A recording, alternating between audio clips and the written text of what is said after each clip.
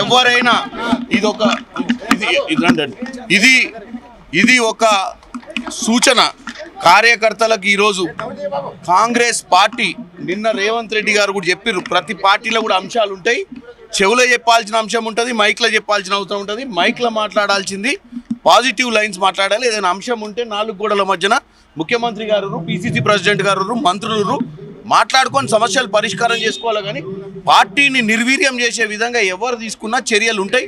ఇది ఎవరైనా దానికి ఎవరు అతీతులు కాదు ఈ యొక్క నిర్ణయాల కానీ తెలియజేస్తుంది. ఇది పోయినసారి 5వ తారీఖు నాడు ఇచ్చినటువంటిది, దానికి వివరణ అడిగి వివరణ ఇవ్వలేదని దాంట్లో రాసి మా ముఖ్యమంత్రి గారు అధిష్టాన వర్గము తీసుకున్న నిర్ణయము ప్రకారంగా మంత్రివర్గ విస్తరణ ఉంటుంది. వాళ్ళకి తప్పకుండా తెలుసు, హైదరాబాద్ రంగారెడ్డి జిల్లాలో 44% ప్రజలు ఉన్నారు.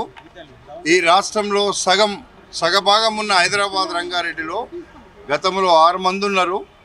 ఈరోజు ఒక్కరు కూడా లేకపోతే సగభాగం ఉన్నటువంటి మంత్రివర్గంని విస్తరించినప్పుడు హైదరాబాద్ రంగారెడ్డి జిల్లా ప్రజల కోసం, హైదరాబాద్ జిల్లా రంగారెడ్డి జిల్లాలో ఉండేటువంటి ప్రజా సమస్యల మీద మాట్లాడడం కోసం తప్పకుండా గతంలో ఉన్న 6 మందిలో కనీసం గెలిచినలో రంగారెడ్డి గ్రేటర్ హైదరాబాద్లో పరిధిలో నేను ఒక్కరిని గెలిచినాను.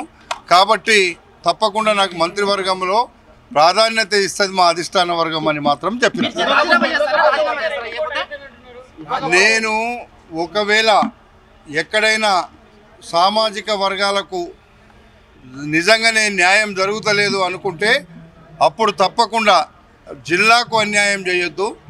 2 జిల్లాలు ఉన్నాయి, 2 జిల్లాలలో ఒక్కడనే ఉన్నాను కాబట్టి ఒకవేళ అవసరమైతే సామాజిక సమీకరణలు కుదరకపోతే నేనే మీరు ఎవరిని గెలిపిమంటే అధిష్టాన వర్గం ఎవరిని గెలిపిమంటే వాళ్ళని గెలిపిస్తా అని చెప్పిన.